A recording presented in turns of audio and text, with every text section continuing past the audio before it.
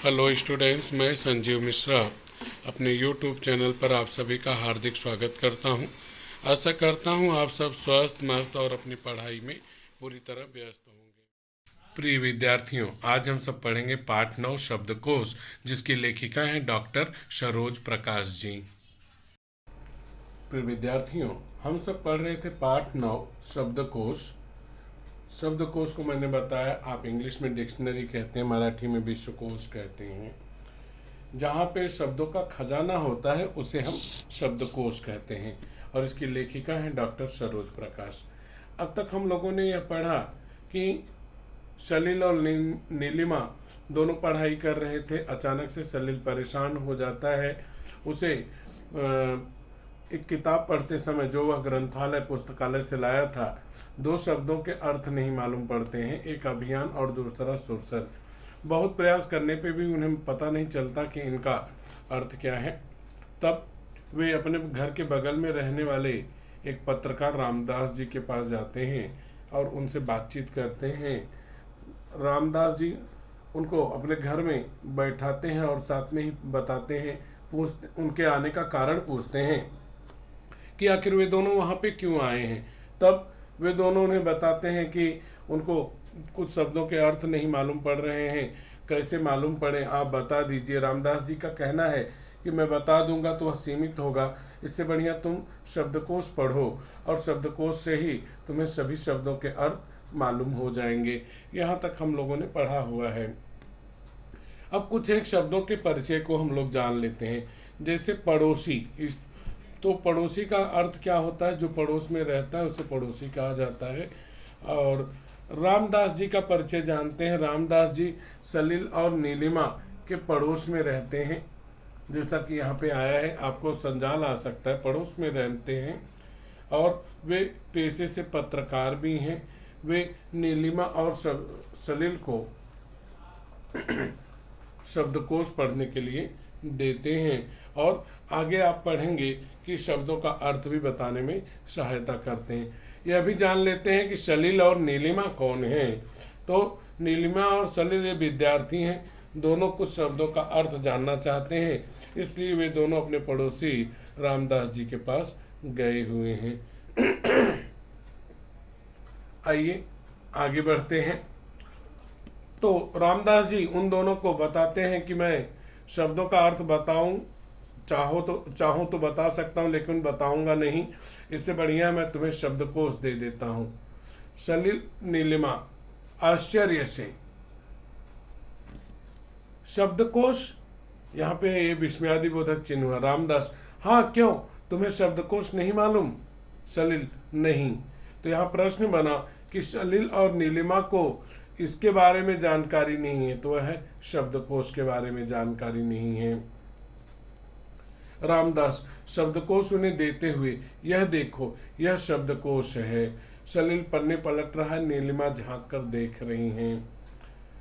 तो यहाँ प्रश्न बनता है कि रामदास जी ने नीलिमा और सलील को शब्दों का अर्थ जानने के लिए यह पुस्तक दी, वहाँ उत्तर होगा शब्दकोश दिया।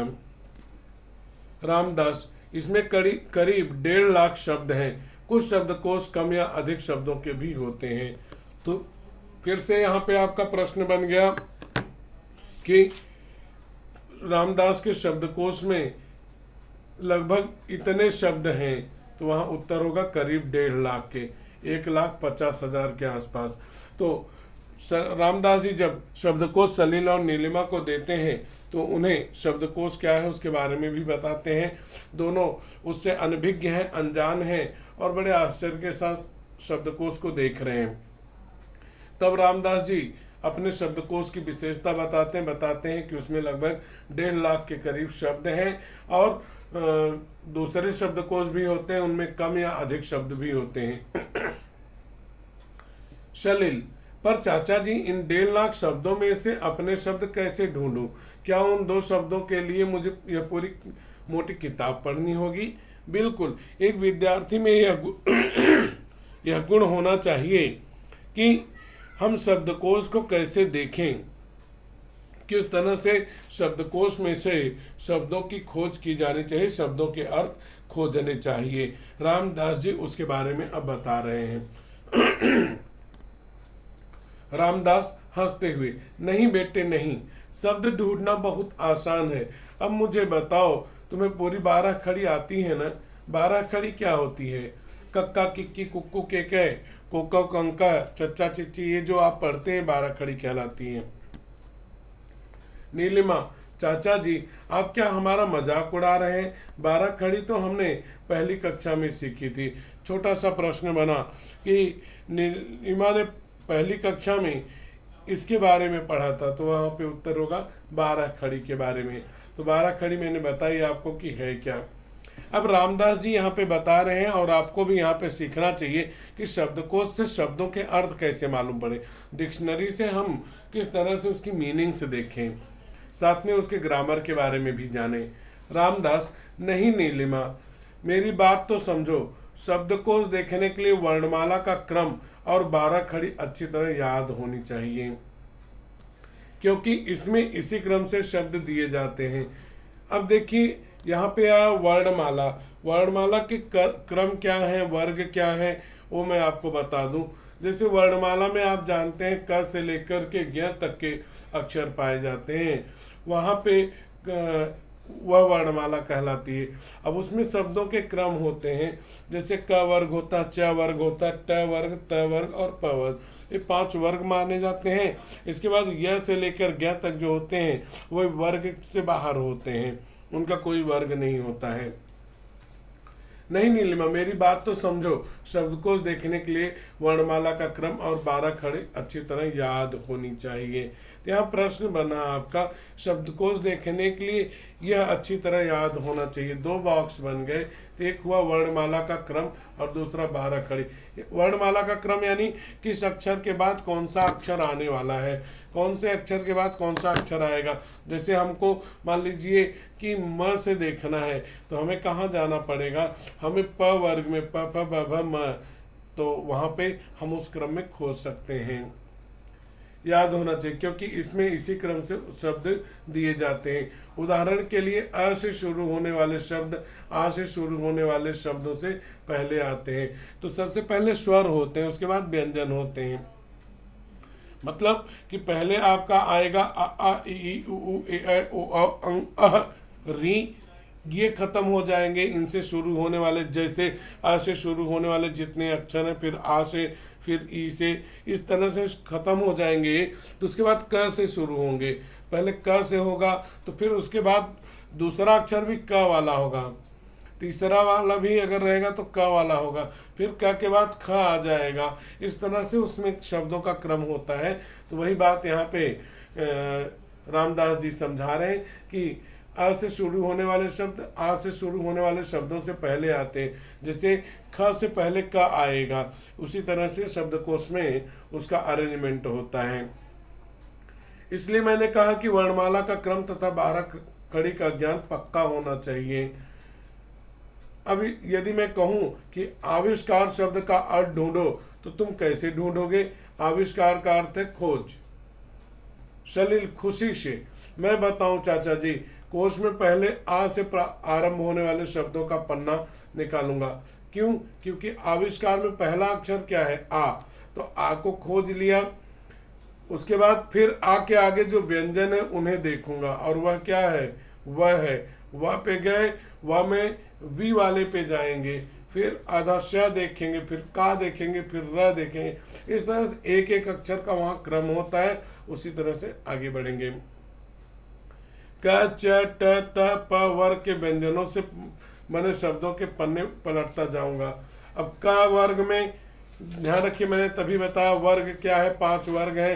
क वर्ग में क ख ग घ अंग, च वर्ग में च छ ज झ इ, ट वर्ग में ट ठ ड ढ ड़, त वर्ग में त थ द ध न, प वर्ग में प फ ब भ म, ये सभी होते हैं। इसके बाद यह से लेकर जो होते हैं वह जो है आपका वर्ग के बाहर होते हैं।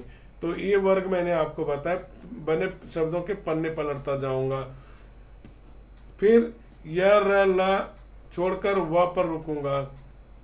मतलब कि आविष्कार में जाना है तो आ देख लिया, उसके बाद यहाँ पे देखेंगे, वह पे जाके रुकेंगे, वह देख लिया, वह में जैसा मैंने बताया वाक देखेंगे। फिर उसके बाद में वी है तो वी वाले शब्दों को देखेंगे। इस तरह से आविष्कार में जितने अक्षर हैं उन अक्षरों को देखने का कार्य किया जाएगा। पहले आ को देखेंगे, फिर बी देखेंगे, फिर श देखें, फिर का देखें, फिर र देखेंगे, तो एक साथ में ये सब मिल जाएगा। आराम से डिक्शनरी में उस शब्द के अर्थ मालूम पड़ते हैं। रामदास बहुत अच्छे, इसी पद्धति से शब्दों को ढूंढकर उनके अर्थ देखने होंगे।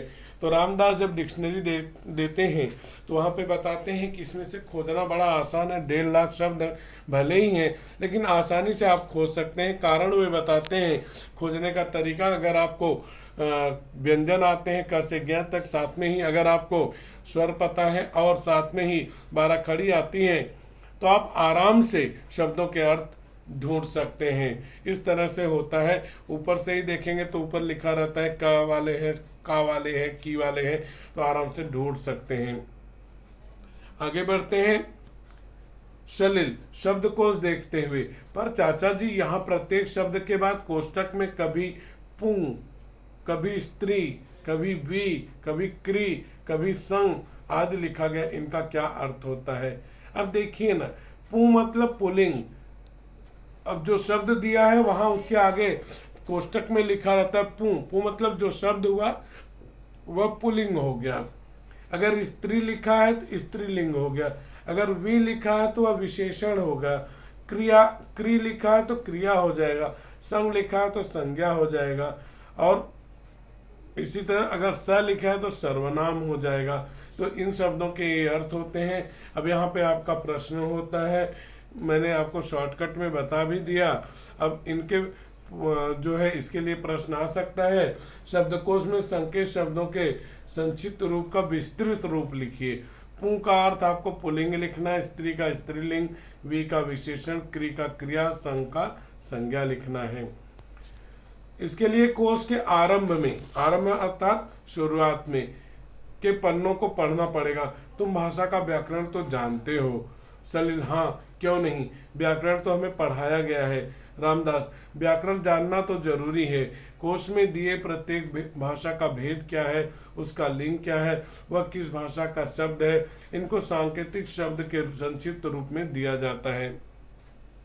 कहने का मतलब यह होता है कि डिक्शनरी में शब्दकोश में शुरुआत में इंडेक्स जो बना होता है उसके बाद में वहाँ पे कुछ चीज़ों की व्याख्या की गई रहती है। वहाँ पर यह बताया गया रहता है कि ये शॉर्ट फॉर्म है, फुल फॉर्म उसका क्या होगा, कि वह उसमें बताया गया रहता है कि व्याकरण में कौन सा व्याकरण है, साथ में यह किस भाषा का अक्षर है, शब्द है, वह सब बताया गया रहता है। वही बात यहाँ पे रामदास जी बता रहे हैं कि व्याकरण अगर जानते हैं तो कोश में दिए प्रत्येक भाषा का भेद क्या है, उसका लिंग क्या है, वह किस भाषा का शब्द है, इनको सांकेतिक शब्द के संक्षिप्त रूप में दिया जाता है।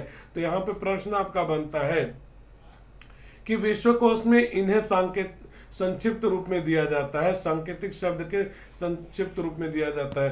तो वहाँ पे आप देंगे भाषा के भेद को, लिंग को, भाषा के शब्द को, इन्हें सांकेतिक रूप में दिखाया जाता है।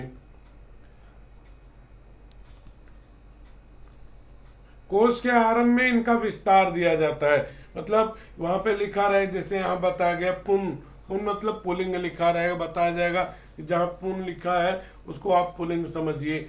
स्त्री लिखा रहेगा तो स्त्रीलिंग समझिए। वी मतलब विशेषण, सन मतलब संस्कृत या संज्ञा दोनों हो सकते हैं कि वह संस्कृत का शब्द है। अन मतलब हो जाएगा अंग्रेजी के हैं। फा मतलब फारसी के, यानी भाषाएं भी आपको पता चलेगी और व्याकरण भी पता चलेगा। तो यहाँ से आपका वो जो संजाल मैंने पूछा वो यहाँ से बन जाएगा।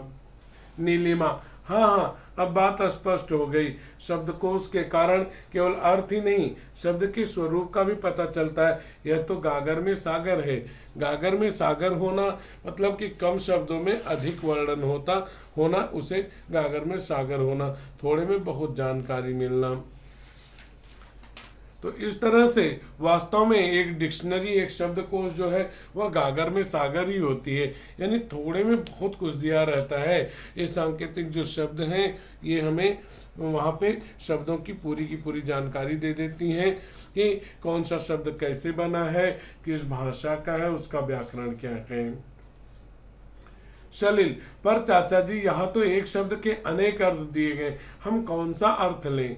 रामदास, बड़ा अच्छा सवाल किया है तुमने। देखो, प्राय शब्दों का एक ही निश्चित अर्थ होता है, पर कुछ शब्दों के अनेक अर्थ होते हैं। इसी समय मूल वाक्य में अपेक्षित अर्थ को ग्रहण करना चाहिए। तो यहाँ पे जैसे है, सोना ने सोना खरीदा और सोना सो गई, तो वहाँ पे देखिए सोना शब्द जो है 3 बार आया। सोना ने सोना खरीदा और सोना सो गई, यहाँ पे 2 अर्थ है, 2 बार आया है। तो सोना एक लड़की का नाम हो गया, दूसरा सोना जो आया है शब्द उसका अर्थ हो गया सोना जो धातु है उसे खरीदा है। तो इस तरह से वहां पे वाक्य में वह शब्द जो आया है वहां पे उस शब्द के कई अर्थ हो सकते हैं, बराबर। तो वहां पे हमें ये देखना चाहिए कि हमें कौन से अर्थ की आवश्यकता है, कौन सा अर्थ हमें अपेक्षित है। अपेक्षित मतलब चाहत है, किसकी प्रतीक्षा है, तो वही अर्थ हमें वहां पर लेना चाहिए। रवि रवि के समान देखता है, तो रवि मतलब कोई लड़का हुआ, रवि मतलब कोई सूर्य हो गया। तो यहाँ पे रवि एक का अर्थ लड़का, एक का अर्थ सूर्य, तो वहां पे रवि के आगे लड़का भी लिखा रहेगा, सूर्य भी लिखा रहेगा। जो अर्थ हमें चाहिए रहे उस वाक्य के लिए वही लेना चाहिए। नीलिमा, क्या ऐसे कोश सभी भाषा में होते हैं? रामदास, हाँ, दुनिया की सभी भाषाओं के कोश मिलते हैं। कोश का अर्थ मैंने आपको बताया था, खजाना। इतना ही नहीं, 2 भाषाओं के भी शब्दकोश मिलते हैं, जैसे मराठी हिंदी, कन्नड़ हिंदी, अंग्रेजी हिंदी। तो यहाँ पे आपके प्रश्न बनते हैं 2 भाषाओं के शब्दकोश, 3 बॉक्स बन गए कि मराठी हिंदी, कन्नड़ हिंदी, अंग्रेजी हिंदी। अर्थात मराठी से हिंदी में वो कन्वर्ट किया गया रहेगा, कन्नड़ से हिंदी बनाया गया रहेगा, अंग्रेजी से हिंदी का रहेगा। एक तो होता है अंग्रेजी से अंग्रेजी, या हिंदी से हिंदी, या मराठी से मराठी। जैसे आविष्कार का खोज रहे हैं तो वहां पे हिंदी में लिखा रहेगा खोज। उसी तरह से 2 भाषाओं का हो सकता है। वहां पे जैसे घूस दिया है, अब उसको हिंदी में क्या कहते हैं, तो वहां पे लिखा रहेगा चूहा। इसी तरह कन्नड़ का भी रहेगा, उसी तरह से अंग्रेजी का भी रहेगा। तो अंग्रेजी से हिंदी में आप उसको जान सकते हैं इसको क्या कहते हैं। इन कोशों के कारण भाषा का ज्ञान बहुत बढ़ जाता है। शैलेश, क्या तुम्हें अपने दोनों शब्दों के अर्थ मिल गए?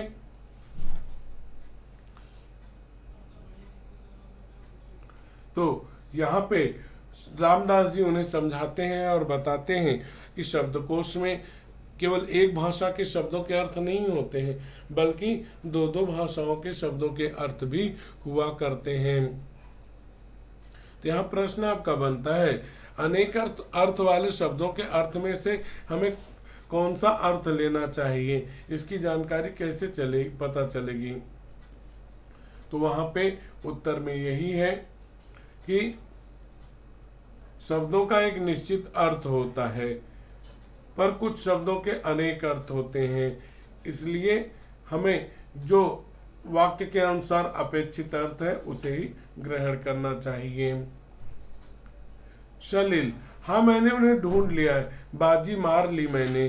तो बाजी मारना अर्थात जीत हासिल करना, विजय हासिल करना, यह मुहावरा है। अब तो मैं एक छोटा सा कोश खरीद लूंगा। रामदास, शब्दकोश देखते समय एक और बात का ध्यान रखना आवश्यक है, अनुस्वार और चंद्रबिंदु। अब ये अनुस्वार क्या होते हैं, चंद्रबिंदु क्या होते हैं, उसको हम लोग जान लेते हैं। अनुस्वार मतलब कि किसी अक्षर के ऊपर बिंदी लगा दी गई है तो वह अनुस्वार कहलाता है, बराबर। जैसे हो गया अंगूर, अगर आप पे केवल बिंदी लगी हुई है तो वह अनुस्वार कहलाएगा, और किसी के ऊपर चंद्रबिंदु लगा है तो वह आपका चंद्र बिंदु होगा कहलाएगा। जैसे चंद्रमा, चंद्रमा में वहाँ पे एक आधा चांद बना होता है, उसके ऊपर बिंदी होती है। जैसे यह जो च के ऊपर है यह अनुस्वार कहलाएगा। लेकिन यहाँ पे कहीं पे आपको दिखाई नहीं पड़ रहा है कि चंद्र बिंदु कहाँ है। तो अनुस्वार और चंद्र बिंदु इनका भी हमें ध्यान रखना चाहिए। अनुस्वार और चंद्र बिंदु वाले शब्द 12 खड़ी में सबसे पहले रखे जाते हैं। तो यहाँ भी प्रश्न बनता है कि इन शब्दों को 12 खड़ी में सबसे पहले रखा जाता है, तो वह हुआ अनुस्वार और चंद्र बिंदु वाला।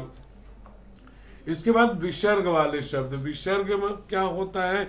विसर्ग 2 डॉट लगे होते हैं। जैसे प्रातः काल, प्रातः में त के बाद में जो 2 डॉट लगा है उसे आप विसर्ग वाला शब्द कहते हैं।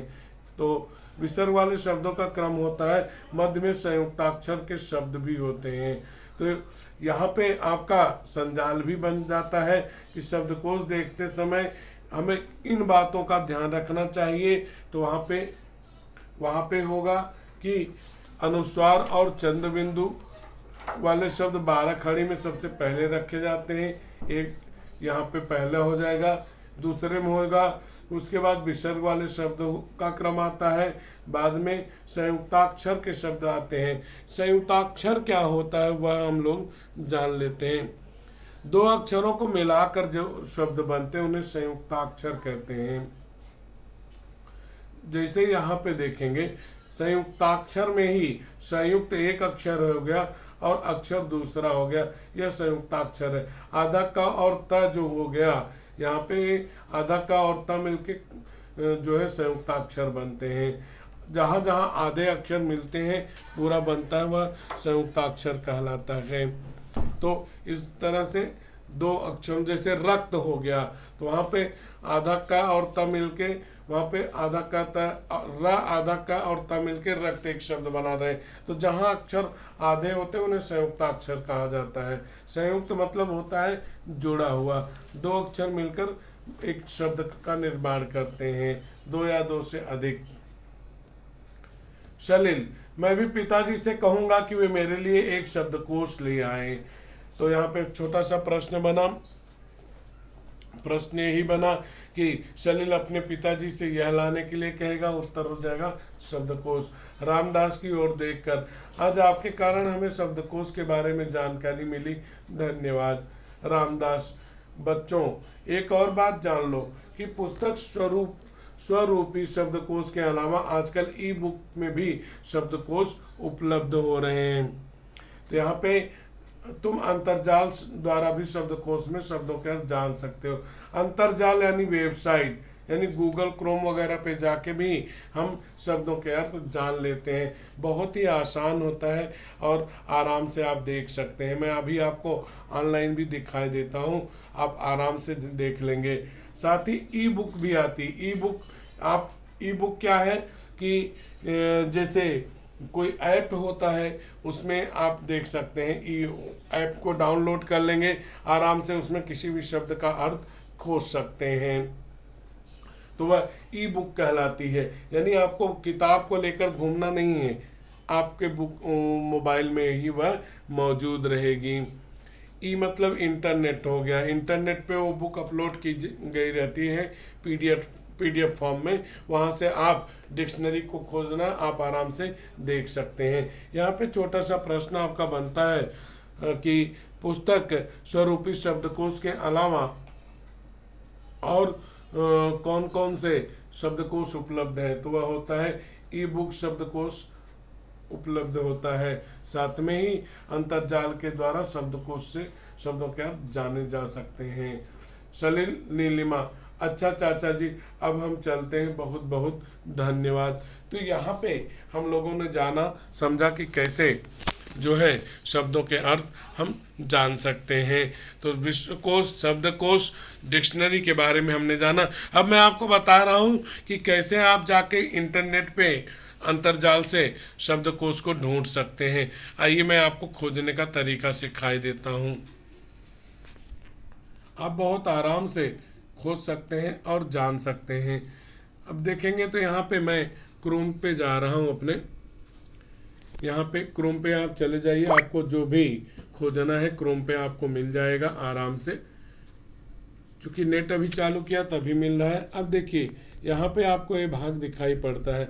अब जैसे मुझे अगर सर्च करना हुआ, मान लीजिए किसी शब्द का अर्थ, जैसे मान लीजिए मुझे स्वाधीन का अर्थ खोजना है, स्वाधीन, यहाँ पे देखिए स्वाधीन या स्वाधीनता का अर्थ ये दिख रहा है। तो स्वाधीनता के अर्थ में हम गए तो यहाँ पे बहुत सारी चीज़ें मुझे दिख जाएंगी। यहाँ पे देखिए स्वाधीनता का अर्थ होता है स्वाधीन, स्त्रीलिंग है जिसका ये भी अर्थ है स्वतंत्रता। अभी दूसरा मान लीजिए शब्द देखते हैं, जैसे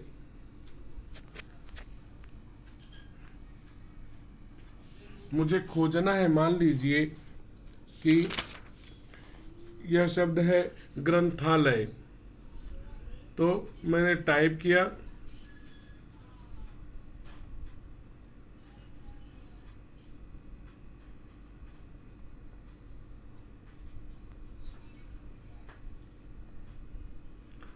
ग्रंथालय का अर्थ,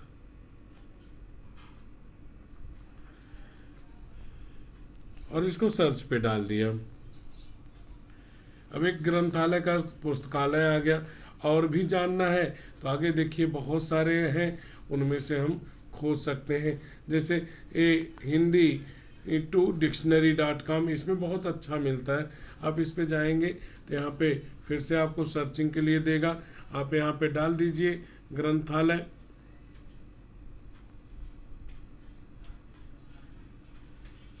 ग्रंथालय और सर्च में जाइए। यहाँ पे नीचे उसके बारे में बहुत सारी जानकारियाँ आ जाएंगी। देखिए यहाँ पे आ रहा है ग्रंथालय जो है वह संज्ञा है, पुल्लिंग है, उसका अर्थ क्या है, वह भवन या घर जिसमें अध्ययन और संदर्भ के लिए पुस्तकें रखी गई हों। उक्त प्रकार का भवन जहाँ से सर्वसाधारण को पढ़ने के लिए पुस्तकें मिलती हों। पुस्तकालय भी कहते हैं, ग्रंथागार या पुस्तकागार या लाइब्रेरी आप कहते हैं। इस तरह से आप कर सकते हैं, खोज सकते हैं। इसके अलावा अब मैं आपको बताने वाला था कि ई बुक क्या होती है। अब जैसे आप चले जाइए अपने प्ले स्टोर में, वहाँ पे देखेंगे तो यहाँ पे आप देखिए विश्वकोश मैंने लिख दिया।